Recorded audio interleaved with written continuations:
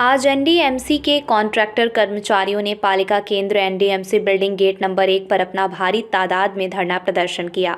इनकी मांगें ये थी कि 15 से 20 सालों से कॉन्ट्रैक्ट पर काम करवाया जा रहा है, जो कि श्रम कानूनों का सरासर उल्लंघन है। अपनी नौकरी को स्थायी कराने की मांगों को लेकर एनडीएमसी कर्मचारियों ने बिगुल बजा दिया है और जैसे ही पालिका बिल्डिंग गेट नंबर 1 पर धरना प्रदर्शन शुरू किया तो दिल्ली पुलिस ने सभी कर्मचारियों को डिटेन कर लिया और उनको मंदिर मार्ग पुलिस स्टेशन ले गए।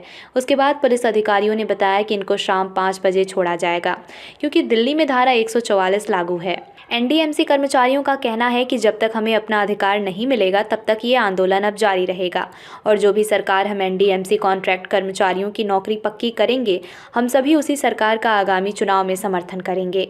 मैं मनोज शर्मा, आप देख रहे हैं जड़ तक न्यूज़ चैनल। इस समय हम मंदिर मार्ग पुलिस थाने के बाहर हैं और एनडीएमसी के कर्मचारियों को डिटेन कर लिया गया है, क्योंकि आज उन्होंने पालिका केंद्र पे गेट नंबर 1 के ऊपर अपने बहुत बड़े अनिश्चितकालीन धरने का ऐलान किया था। उस बात को लेकर कनॉट प्लेस के जो एसएचओ साहब हैं, जो वहाँ की पुलिस है, उन्होंने इनके कर्मचारी को डिटेन करके मंदिर मार्ग थाने में लेके आए। हमारे साथ जुड़ रहे हैं देवेंद्र जी, ये बताएंगे क्या कारण है, किस लिए बुलाया गया इनको।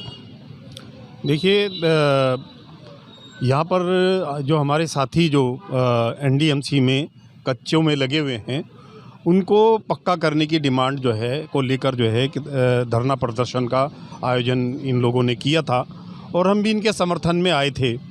और जब तक हम आए तब तक इनको डिटेन करके यहाँ ले आए। अब हम यहाँ पर आए हैं तो वो अंदर हैं, तो अंदर हमें मिलने नहीं दिया जा रहा है। कोई बात नहीं, लेकिन जो मांगे हैं वो जायज़ हैं।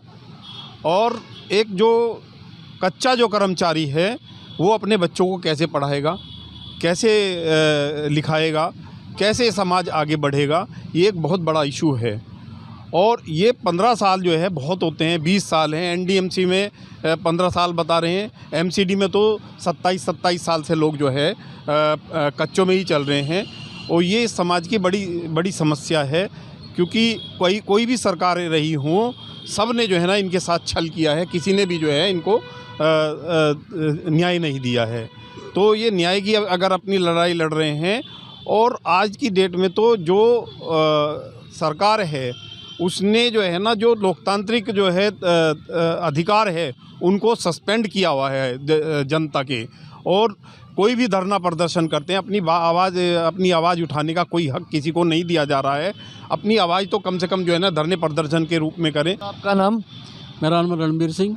तो अब क्या कहना चाहोगे इस एनडीएमसी कर्मचारी को डिटेन जो किया गया है, जो उनकी जायज़ मांगे हैं, सालों से कॉन्ट्रैक्ट पर काम कर रहे हैं और कम तनख्वाह पे काम कर रहे हैं, तो इस बारे में आप क्या कहना चाहोगे? आप देखो, ऐसा है, जब किसी देश का तानाशाह होता है ना, जब उस देश के तानाशाह का शासन और उसका जो सिंहासन जब डोलता है तो इस तरह की हरकतें करता है। क्या करता है कि वो कहीं धारा 144 का बहाना लगाएगा, कहीं किसी चीज़ का बहाना लगाएगा, कहीं चीज़। ये बेचारे हमारे अनपढ़ भाई हैं, सफाई कर्मचारी हैं। वैसे तो जाके मोदी जी जाके इनके पैर छूते हैं, इनके पैर धोते हैं, और उसके बावजूद तो इनकी समस्या को कोई नहीं सुनता है। अब रही इनकी कहने की बात जो भी है, अभी मेरे से पूर्व जो हमारे देवेंद्र जी बोल रहे थे, उसमें मैं कुछ आपको एक चीज़ और कह देना चाहता हूँ कि हमारा जो इन सफाई कर्मचारियों का, चाहे एमसीडी हो चाहे एनडीएमसी हो, इनका भर्ती करने का ही तरीका गलत है। इनको पहले क्या रखेंगे, एवजीदार रखेंगे, फिर इनको क्या डेली वेजर करेंगे, तब जाके भ्रष्टाचार होते हैं, पैसा खाते हैं इनसे। जब इनको डेली वेजर बनाते हैं तब पैसा खाते हैं, और जब परमानेंट करते हैं तब भी पैसा खाते हैं इनसे, जो इनके आका हैं। जो क्या प्रक्रिया होनी चाहिए? Let me finish. अब जो है, तो मेरा कहने का मतलब ये है कि जब किसी भी पोस्ट के लिए मुझे बता दो, चाहे एनडीएमसी में बता दो, चाहे आप भारत सरकार में बता दो, चाहे दिल्ली सरकार में बता दो, जो केजरीवाल साहब दम भरते हैं कि भाई मैं तो झाड़ू वालों के लिए ये करता हूँ, मैं झाड़ू वालों के लिए वो करता हूँ, कि किस डिपार्टमेंट में इस तरह से भर्ती होती है। पुलिस में एसएचओ साहब जो है वो एवजीदार लगते हैं? नहीं लगते ना। एसीपी साहब एवजीदार लगते हैं, या आईपीएस जो एवजीदार लगते हैं, या कोई सिपाही को एवजीदार लगता है? तो इन्हीं गरीबों को क्यों एवजीदार लगाया जाता है? कैजुअल केवल आप 89 डेज रख सकते हैं। जिस दिन 90 आपकी जो अटेंडेंस होगी ना, तो आप समझो कि आप परमानेंट हो। तो ये हमारे सफाई कर्मचारी भाई हैं, इनका हम पूरा, ये जिस तरह से क्या चाहें लिखाई से, पढ़ाई से, लीगल अनलीगल, जिस तरह से ये चाहेंगे, पैसे से भी हम इनकी हेल्प करने के लिए तैयार हैं। लेकिन ये एक हमारे जो आका है ना, जो नेता है, इनको, हमारे समाज को केवल और केवल गुमराह करते हैं। मैं एक चीज़ बताता हूँ अभी आपको, पंजाब में केजरीवाल की सरकार है, दिल्ली में केजरीवाल की सरकार है, और एमसीडी में भी केजरीवाल की सरकार है। तो क्यों नहीं एक जो है एग्जाम्पल सेट करता, क्यों नहीं सबको परमानेंट कर देता जितनी उनके पास पोस्ट हैं। एफजीदार, वो क्या एफजीदार पता क्यों रखते हैं कि अगर परमानेंट कर्मचारी है उसकी ईएल काटते हैं और उसको जो 5-7-10 दिन दे देते हैं। तो जब वो रिटायरमेंट होता है तो उसकी ईएल भी ख़त्म हो जाती है। तो ईएल का तो 300 दिन का पैसा मिलता है ना। इन बेचारों को रूल का पता नहीं है।